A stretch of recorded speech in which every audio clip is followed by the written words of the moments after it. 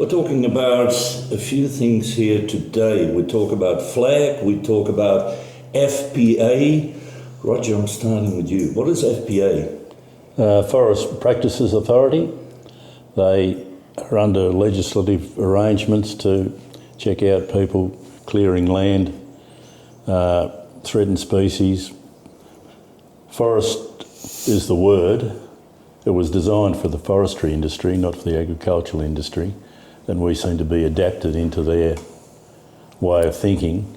They arrived here en masse probably 5 years ago, looking at a couple of places, and then they thought, well, while we're here, it's expensive to get here, we'll have a good look around, and people ended up getting letters out of the blue, no acknowledgement that they'd been on your land.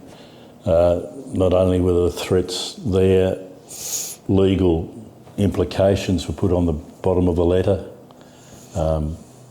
If you were going to sort of justify why you did X, Y and Z, they'd use the evidence that you gave them to give you a fine or even take you to court, which happened to a number of people on the island, extensive fines and a variety of, a couple of court cases, one I know in particular. So it was sort of out of the blue, people are getting threatening letters and sort of got nowhere to go. So our beef group, King Island Beef Producers Group, got together and got Tasfarmers involved, and we ended up having numerous meetings with the CEO of Forest Practice Authority, and in the end, the chairman, Pam Allen came over, and we had quite a meeting. And I think from that meeting and discussing with Anne Shooter, the CEO, that we got a whole lot better understanding, because she admitted to me she knew little about farming. So I thought, well, here's our chance to give her a pretty good education. So we took her around to show the various things. And to her credit, she's tried to do her best under the framework of the legislation. So I'd give her credit for that, but her officers, overzealous, aggressive, lied. They present the evidence to their board. We have no inkling as to what or how they're going to present that evidence. We have no representation there to say, I'd like to explain what your officers said. So it's a one-way traffic. And the board, from my observation, I think has only ever had one farmer on it. The rest are public servants or so-called experts. And it's stacked against us really. So, in my opinion, they should have a couple of farmers there to get reality in, because we're looking for practical solutions here. We're not looking at broad-scale knocking down scrub. Those days are over. If you want to do it, you've got to go through the process, which we acknowledge that. But to do practical farm management like clearing fence lines was a whole issue that we spent hours saying, well, it's got to be wide enough so you can get a vehicle down. It's got to be wide enough so you can get a dozer to push the scrub out of the road. So what you're saying in a way is it should be forest practical, not forest practice. Well, certainly for the agricultural department, area, it's got to be practical solutions. We can offer them, but they think of forests as forests and trees as trees, and you can't touch them. So now, from all of that, we have Lindsay White stepped in. Lindsay, you're a farmer on mainland Tassie. You started an organisation called FLAG. Now, I know what a flag is, but your flag is different. Explain. Well, we started this. It's only been about 5 weeks ago now, and I had a phone call from a mate on the East Coast that had been fined $100,000. Rang me up and he said, I really don't know what to do. There's $100,000 I just can't pull out of my pocket. So I then put an article, I posted it, and Tass Country picked it up, and they posted it, and I think in 4 days they had over 100,000 views of it. Oop. Yeah, and I thought, wow, there's a lot of people interested in what's going on here. And from there I have found that none of our fellow farmers knew what was going on. We certainly had no idea what was going on here in King Island or around the rest of Tasmania.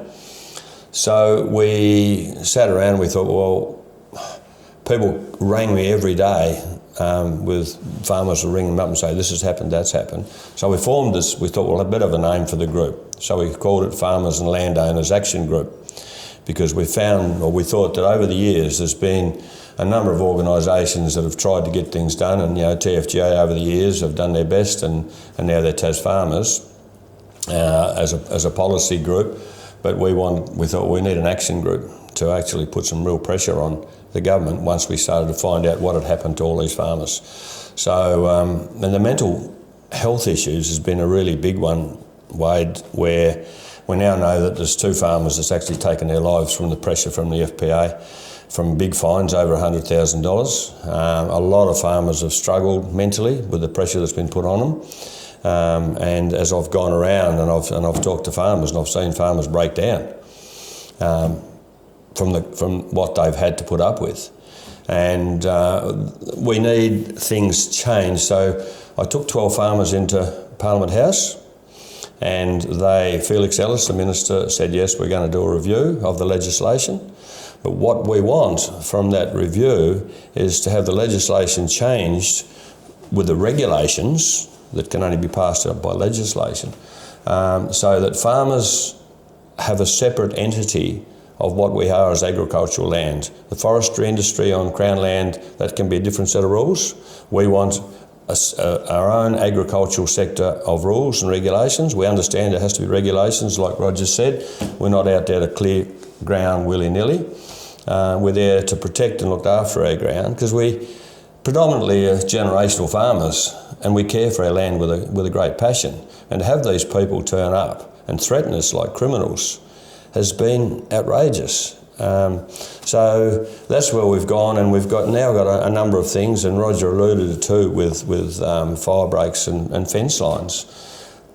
In the Act, it says that you can clear back from a fence or infrastructure the height of the tree that falls so that it doesn't hit the fence. Well, the FPA and Sustainable Timber, Parks and Wildlife have all interpreted it differently. So the interpretation of the rules is the problem. Where it started out in 1985 was very much as an advisory department to help farmers, or mainly loggers, in what they did with the bush. And now it's just turned into an advisory department where they are coming across, say like onto King Island, where they're just intimidating farmers and fining them a fortune. Farmers can't pull $100,000 out of their pocket. They can't defend themselves. They've got to pay big legal fees. It's out of control. And as far as we're concerned, as a group now, we're wanting not only everything to be changed, but as far as I'm concerned, a lot of people keep saying to me, let's close this place down. What do you mean with everything changed? Everything is a lot, of course, so what has everything changed? What are the key elements? Well, the key elements, there are several. A big one is the threatened species. The way they interpret threatened species. They use the word potential so much. On our farm, they said there's the potential of the swift parrot habitat being there. Now, there's never been a swift parrot in my lifetime in our area. They're a coastal bird. But the word potential is enough to make it then deemed to be a threatened species. The other one down home is black gum or ovata. They say it's a threatened species. We know that there's over 20,000 hectares of ovata in Tasmania in dotted groups in their communities, but there's actually a lot more than that, because they're single trees. There'd be a lot more than that. But that sounds like a scare and control tactics. Of course it is. It's just all about control. And now this department is all about money, just raising money. And as Roger said, the last 5 years, well, the demise of the timber industry down home, as they've said, right, how are we going to keep this department? Okay, let's start having a go at the farmers. That's what they've done. It's all about control and making money. And the money that they've made stays within the department of the FPA. And we want to know where all this money has been allocated, where it's gone to. Now, Roger, you're a farmer. A lot of people could say, well, as a farmer, you should know what you can clear and what you can't clear. Yeah, it's easy to say. I don't know all the taxation laws either. You can get tripped up, or you could. Look, the basis really is that most of the farmers just want to have practical solutions to their problems. and that includes fence lines. Now, there's one thing that's really grating me in the last 3 or 4 years, or 3 years anyway, is we've been talking about the climate change and all the rest of it. Fire is a big threat to any farm. At the moment, we're stuck with FPA saying, you need someone from Tas Fire Authority to say that needs to be cleared 10 metres, 20 metres, because it's a danger to fire. We can't get... For my sins, I joined the Fire Management Committee for this part of the state, King Island and the Northwest. I went there, explained fully. The FPA were online and said, yes, Roger has said exactly what should happen, which will give us the go-ahead to say you can clear X, Y, Z. We can't get anyone here to do it because it's too costly, we're too busy, and it's not a priority. Well, I know one farmer who's been burnt out twice over the last, with his parents as well, up the north end of the island. He said, well, if it happens again, who's responsible for that? I haven't got an easy way of stopping it. At least you can have a crack at stopping it. And they only give you 6 metres, as I mentioned before. You get a bulldozer in there or you get people fighting a fire, they've got to turn around and escape. You've got vehicles trying to pass each other, it's not going to happen. So I'm practical solutions. And talk about threatened species. Our farming practices practical, they're threatened, but they seem to forget about feral cats, wallaby plagues that we got here, get into the scrub, eat the bark in the middle of winter for roughage, and then knock off all the little new shoots of the tea tree. And the other thing is they don't acknowledge is regrowth on King Island is amazing, particularly tea tree. You can clear a line 5 years later and it's up to 3 or 4 feet. We're not allowed to put that down to pasture. Oh, you can spray it or you can slash it. I said, hang on a minute, we've just done it a few years ago. Now you want us to keep going back and do it. Why not put it down to pasture? Oh, you might treat it as grazing for your farm. Well, it's better being short, but I think the wallabies will get there before you do it along your fence line. So, but then at the same time, of course, we also had some farmers, and also on mainland Tasmania, that cut real, say, substantial areas, 10, 20, 25 acres without any permission. Were they wrong doing that? Should they have asked for permission? They should have, and it's easy to say, yeah, they should have engaged forest practices. But we've got advice from independent forest practices and it's challenged by the compliance officer. So even the advice we get is being challenged. So where are we left? In the middle, piggy in the middle, copying it from both sides. Well, X said this. Oh no, that's not right because Part C of Section 25, if you read it carefully, that doesn't apply. You know, I mean, where's that left for someone who's practical, wants to get solutions, blah, blah, blah. But is the FPA then, Lindsay, is that a policing organisation, or what is the meaning of the FPA? Yeah, we know what it stands for and what they do, but what is their actual meaning? What to do? Well, stop any cutting or whatever, or look after the environment, or support them. What is it? They must have somewhere. Well, I think they've lost where they were initially put together for as an advisory department for the forestry industry. And now that's let them stay within the forestry industry, let us look after our land, and we need our right to farm.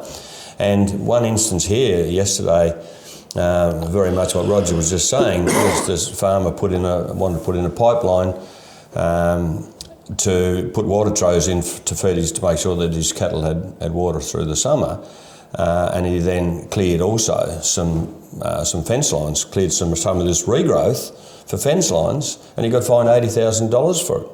So he challenged, and he had a $40,000 lawyer bill, and then he had it cost him $50,000 to put all this infrastructure in. So you're looking at $170,000 this bloke has done, and it should have only been his cost to put the pipeline in, to give his to give his cattle water and to put the fences in to keep them away. So their role as an advisory department has been totally lost, because this guy was just trying to have the right to farm, his farm, and he's all this cleared is regrowth, not old growth forest, which they carry on about. And he's been fined for doing what he should do. He's caring for his animals. So in reality, is like if I'm a farmer and I want to clear, say, 5 acres, all I have to do is give the FBA a call and they come out, or what, how does it work then? What should I do as a farmer? Well, they've got this list of rules and regulations now, and they've got this, what do they call it, something for your chop.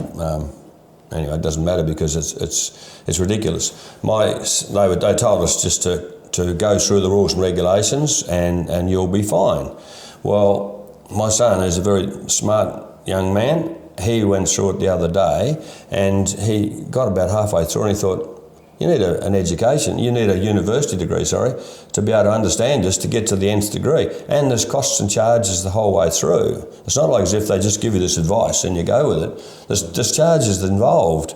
And it's our right, surely. We buy our farms and we're paying our mortgages and our rates and our taxes, and we're locking pieces of our farm up with no compensation, no thought of compensation, and yet we're still paying the rates on it and our mortgage.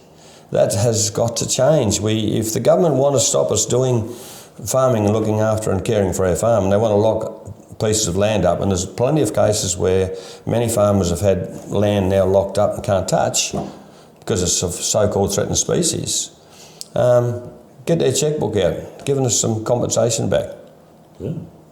How are the farmers on the island responding, Roger, to this? I'm sure you talk with colleagues. How do they all look at it? Same sort of... Well, the mere fact that we challenged when they came here 4 or 5 years ago and started running around, just walking onto your farm, that really got people annoyed too, because it's a workplace. Biosecurity, workplace safety, someone could be coming around the corner shooting wallabies and there's an FBA officer in front of you. Not that you'd want to shoot him, but it could be an accident, or spraying, or he gets a vehicle onto your place and ends up in a ditch. That annoys farmers.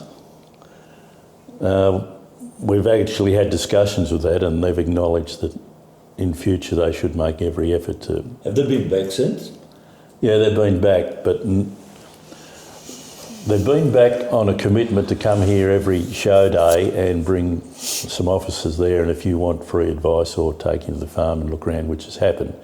They didn't come this year because they reckon they didn't have enough funding. I thought, well, they've got a few fines out of it. They said that all the money was staying within the FBA this year, plenty. Well, they got a fair bit of money out of King Island farmers, which stopped them from doing other things. But look, as I said earlier, we're not so much interested in land clearing, 40, 50 acres. It's the practical solution so you can run your farm. And I think the farmers now here are well aware of what you can and can't do. But it took us to push back and get FBA officers here, and the CEO, as I said before, and Pam Ellen, the chair of the board. And I'm sure they've got a better understanding than when they first started this. And I think their officers need a little bit of education to how to deal with people in a respectful manner. Because, you get someone walking onto your place looking around, well, what are you doing here? Or you get a letter from out of the blue accusing you of this, that and the other, particularly when I think there's about 10 letters sent to farmers after a wind event, a severe wind event, which does happen on King Island, and accusing people of knocking down trees. Well, I know one particular farmer absolutely was stressed. You couldn't even get any dozer or any vehicle down there because it was in a deep gully, and he wouldn't even bother doing it if he really wanted to. So he rang, I said, just ring him up. He said, oh, well, that's a threat in case you might think of doing something. Now, what a load of baloney that is. And he denied it when asked by his superiors. He denied it. He's a bloody liar. Now, Lindsay, some of the farmers have taken the FBA to court that have fought it. Did any of them win, or did they all lose and had to I spend more money? haven't heard of any. Well, I've had one case where the magistrate threw the charge out of court, and back to what Roger was saying there about the stress involved. He was a logger up in Smithton, and he went through hell with them. They continually just harassed him. And at the same time, his wife was going through a bad time, and she died. And his brother took over the business, and he had a motorbike accident. And he died, and his best mate. And he took that to court. He'd already paid the fine for doing what they told him he did, which was actually he had permission to do it, but then they fined him. Was $55,000. He employed one lawyer, sacked them, they weren't helping him. That was $45,000. And then he paid another $35,000 to another lawyer. He ended up with $65,000 legal costs. And then in the end, he sacked him, went to court himself, defended himself, and the magistrate, once he heard all the case, just threw it out. So there's the only case that I know of that actually there was no court cost, no charge. But most of them, what has happened, like in the case of the Fergusons, for instance, the FPA wanted to charge them $130,000, and it seemed like there was collusion going on because the court case took very limited time, not long at all, and we're looking into that. And the magistrate just said, oh, well, instead of charging $130,000, we'll drop it back to $100,000, pay the fine. Now, we've had a number of cases where the FPA have come along and said, right, we're going to charge you $160,000 for these misdemeanors, and they've got this point system, which we want to know how they allocate these points. It's $213 a point, and how they determine what a point is. A point is a 3, or we don't know, and they've come to this conclusion. Okay, when it turns out there's $100,000, and then after you question, well, what I found has happened a number of times is the farmer says, oh, I'm going to take it to court then. And they said, oh, we'll drop it to $70,000. Pay $70,000, that'll be fine. So it's obviously because what happens, the money from a fine by the FPA stays within the FPA, but if it goes through the court, it goes to the consolidated revenue of the state government. So they don't want to see you go to court. They want to just fine you, get the money and keep it. And that is... But it's very unbelievable, isn't it? If somebody says to me, I'll give you a fine for $100,000, and then you open your mouth and, oh, I'll make it 60. Yeah. That sounds like bartering in the Middle East 100 years ago. It's like, what is it? Sounds like blackmail or fraud to me, and it's all intent on just control and raising money. What is your main reason this week for being here on the island? Just meeting up with farmers and hear their stories, or also maybe tell them about FLAG? Well, no, it's all about trying to find out what's happened over here, and it's... I spoke to Roger 3 or 4 weeks ago, and another bloke, John Davis, and they said, can you come over? I said, yes, I want to come over because I'm just a farmer, and no one stood up to defend the farmers on an activist style where we're really prepared to take the whole system on. I know the TF, the Tas farmers, are doing their bit, and they're great, and they're pushing to get resolution, but we want more than resolution. So I thought, I'm coming over. And I've since found out, yesterday I was driven all around the island, we've got a third of King Island is actually bush, a third. Now, if they then come along to Roger or whoever and fine him for taking out a very small patch, which is not going to have any effect on any threatened species on King Island, then you just have to think to yourself, well, this is not about saving the trees or the bush or the animals or the plants. This is just about raising money. It's the only conclusion I can come to. So I wanted to come over and talk to these blokes and see them because I've heard horror stories, and I thought, well, I'm going to come over and have a look. With all the attention it's getting now, do you think that the FPA is going to change their approach and their way of operating, or...? They'll have no choice. There's too much pressure come from too many people. We've got a whole grassroots movement now right across the state, and now across, and King Island's part of our state. We're all together in this. And another thing I didn't know, and it's just one thing about King Island, is King Island grows 25% of Tasmania's cattle. A lot of people don't know that. It's a very important part of Tasmania's economy. So, yeah. What does the minister say? Does he listen to Flag? Or? Yeah, well, I've spoken to most of the politicians. I've had good chats with our Premier, and he's fully supportive of what we're trying to do. So, and I've spoken to all the independents. Craig Garland is very good. Carlo De Falco is very good. They're all supporting what we're doing, because we have to understand that farmers are the backbone of our country, and if you haven't done any farmers, you don't have food. And if you're continually pushing farmers off, and we're losing farmers every day from our country, and if you continue to push us down this path, we get less and less. Where we're going to get our food from if we don't look after and care for our farmers? What's your advice to the FBA, Roger, about how they should operate? They need to educate us, but I think they need a bit of education themselves. And I'm just dealing reasonably with people who, most of us are just practical farmers who care for our land. I mean, we own it, that care for our land. And over here, there's heaps of shelter belts. Lots of things have been done for sustainability and resilience. They're the magic words these days. But if you come and undermine us all the time, we've got enough to do without someone walking onto your place and threatening you with X, Y and Z. You know, just annoying, costly and annoying. And mentally very taxing.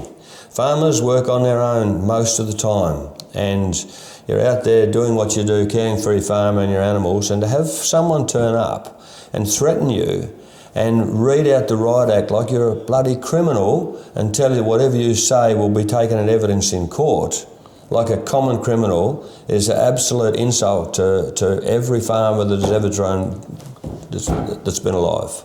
I'll just give you one little example that's going to cause us all a problem. It's the EPBC is going to override all this. So I'm hoping we can sort the FPA out. Tell people first. Tell people first. What is the EPBC? Oh, God. Well, everybody knows what is that. Well, it's the National FPA. Oh, okay, fair enough. And that's going to override, you know, that's from Canberra. That's going to override most of what FPA does already. But my hope is, with Lindsay's help, and we can get the FPA sort of under an umbrella of more understanding and more practical for the farming community. So when the EPBC comes in and says, okay, we're the big boss now, the people that they're going to employ on the ground are not so enthusiastic to run around and fine you. Education. And rules that you know where you stand. Because flexibility gives the compliance officer a lot of power, and Muggins here is not au fait with every little rule and regulation in the legislation. Lindsay, I'm a farmer. I want to know a little bit more about FLAG, Farmers Landowners Action Group. What do I do? Where do I find you? Yep, what we're in the process of doing, and that's a very fair call, because what I've been doing is on a Facebook site and posting our posts regularly on Facebook. A lot of farmers are not on Facebook, so they can't get this information. So what we're doing now is we are going to make a website, which and have branches that can go to WhatsApp, Instagram, Facebook, so that we can make sure that we can get in touch with all farmers across our state. And with the help of people like yourselves, Tas Country has been fantastic. Mainstream media are not necessarily very interested in us, because I think they have a different agenda to what social media do, where we get the truth from people. So where we're at now is to put a whole database together of all the people, and there are a few thousand that have contacted me. I've spoken to over 100 farmers. So we're going to put this whole group together and work in conjunction with Tas Farmers, so that we can together combine and push the government. We've just had this new so-called rules and regulations about selling fruit and vegetables and stuff off just household market gardens. and that's been overthrown. The Premier came out yesterday and threw that away, which is as it should be. We have to have the right to just be as we are as Australians. To if I grow some food and I want to sell it to you, then I should be able to do that. And the same as us farmers, we should be able to care for our farm as we've always done. We've got to stop this.